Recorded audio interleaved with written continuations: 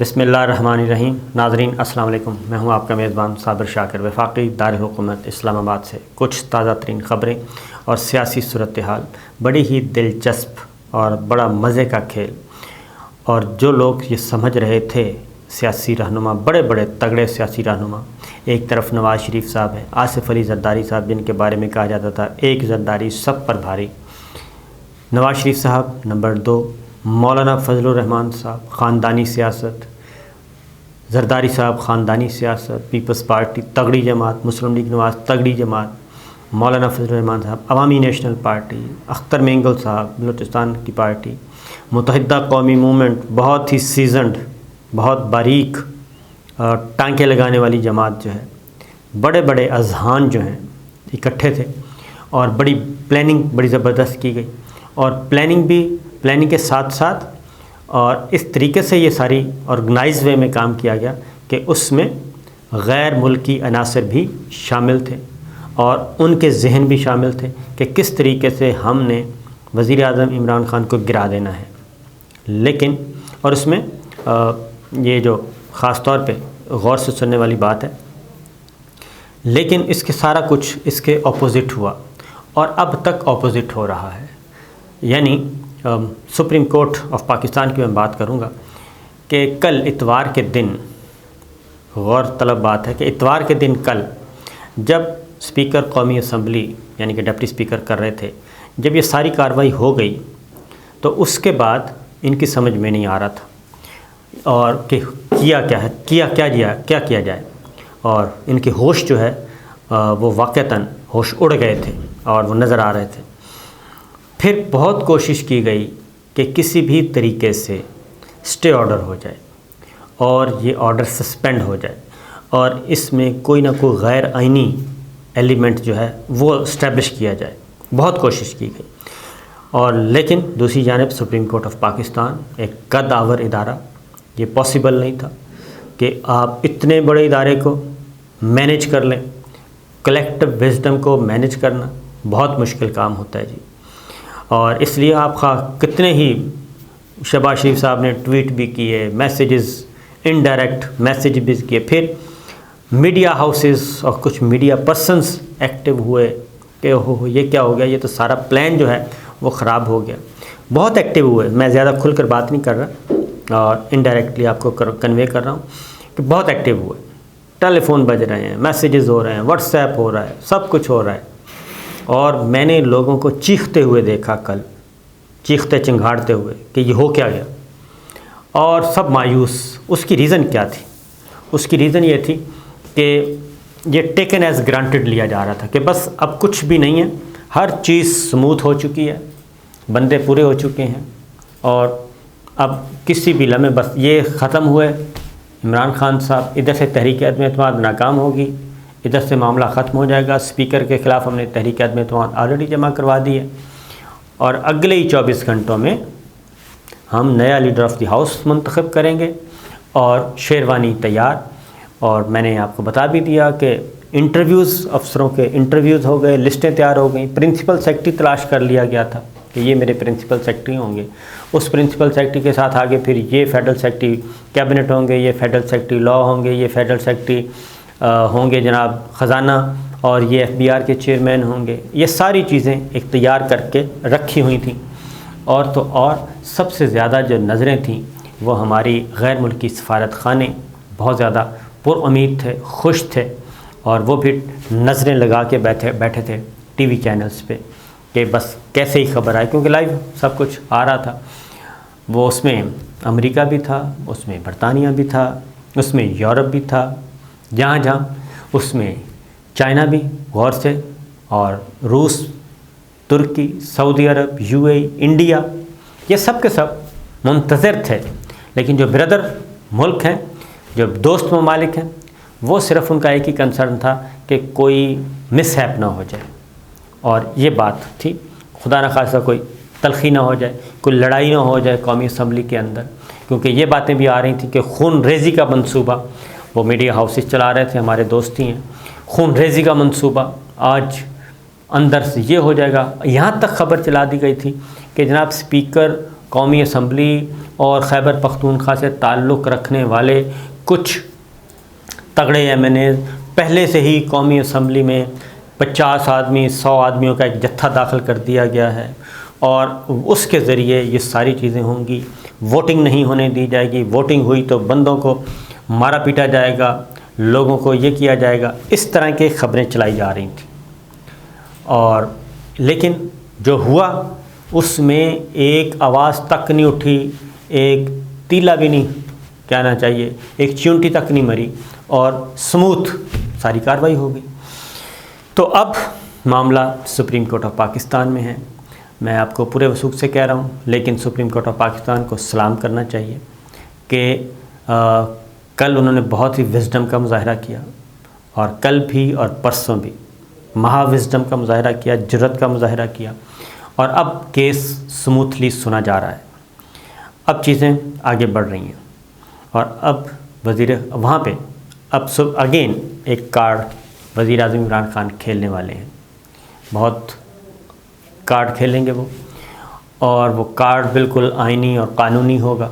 और उसमें क्योंकि अब ये सब कुछ अंडू करवाना चाह रहे हैं, जो मैंने एक कल की जो हियरिंग सुनी और देखी और पढ़ी उसके अकॉर्डिंगली, तो अभी तक जो ऑनरेबल जजेस हैं वो ओपन माइंड के साथ, खुले जहन के साथ गुफ्तगू सुन रहे हैं, दलाइल सुन रहे हैं और किसी भी नतीजे पे अभी तक पहुंचते हुए नज़र नहीं आ रहे। यानी कहा अभी तक मैं अंदाज़ा नहीं कर सकता कि पहले दिन की जो हियरिंग हुई है उसके मुताबिक तो 2 दिन हियरिंग हो चुकी है, उसमें तो ऐसा कोई न, क्योंकि चीफ़ जस्टिस उमरता बंदयाल साहब, जस्टिस एजाजुल एहसन साहब, जस्टिस मुनीब साहब, जस्टिस जमाल मंदोखिल साहब, तो ये लार्ज 5 मेंबर्स बेंच अपने अपने नोट्स ले रहे हैं, आर्गूमेंट्स कर रहे हैं, जो जहनी इश्कालात है वो दूर कर रहे हैं। तो अब उसमें आगे जो स्टेप है, यह कहा जा रहा है कि आज वकला जो हैं अपोजिशन के वकला कोशिश करेंगे कि आर्गूमेंट्स कंप्लीट कर लें। उसके बाद फिर बारी है पाकिस्तान तहरीक इंसाफ की, अटॉर्नी जनरल की, डिप्टी स्पीकर के वकील, स्पीकर के वकील, सदर ममलिकत के वकील, प्राइम मिनिस्टर इमरान खान के वकील, इन सब की बारी होगी, वो मैदान में उतरेंगे।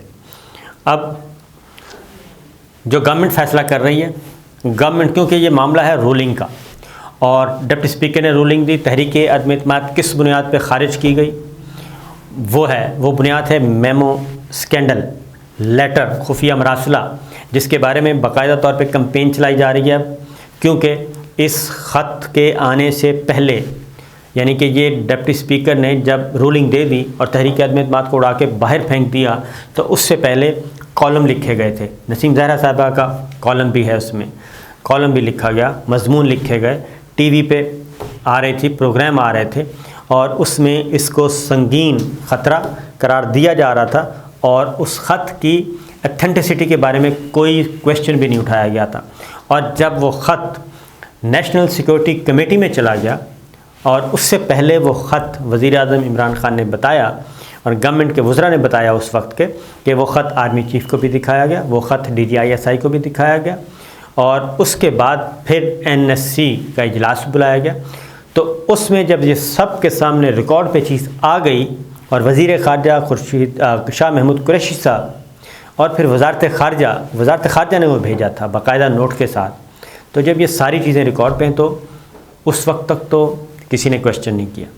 अब चूँकि मामला सीरियस हो गया है, डिप्टी स्पीकर ने वो तहरीक अदम इत्माद उस ख़त की बुनियाद पे उड़ा दी है, तो अब क्या हो रहा है मामला, अब उस ख़त को क्वेश्चन किया जा रहा है कि जी वो तो था ही जाली, उसमें मैनिपुलेशन की गई है, उसमें मैनूवरिंग की गई है, उसमें फोर्जरी की गई है और उसका जो कंटेंट है वो चेंज किया गया, वो जाली ख़त लाया गया। इसका मतलब ये हुआ कि उसमें पाकिस्तान में अमेरिका में पाकिस्तान के सफ़ीर, ठीक है जी, उन्होंने लिखा, मिनट्स के साथ आया, वज़ारत ख़ारजा में आया, उसको एग्ज़ामिन किया गया, तशवीश और इस ख़तरे से आगाह किया गया, army chief general Qamar Javed Bajwa के नोटिस में लाया गया, DGISI के नोटिस में लाया गया और इसके बाद फिर नेशनल सिक्योरिटी कमेटी में रखा गया और उन्होंने भी इस चीज़ को एक्नॉलेज किया, एंडोर्स किया।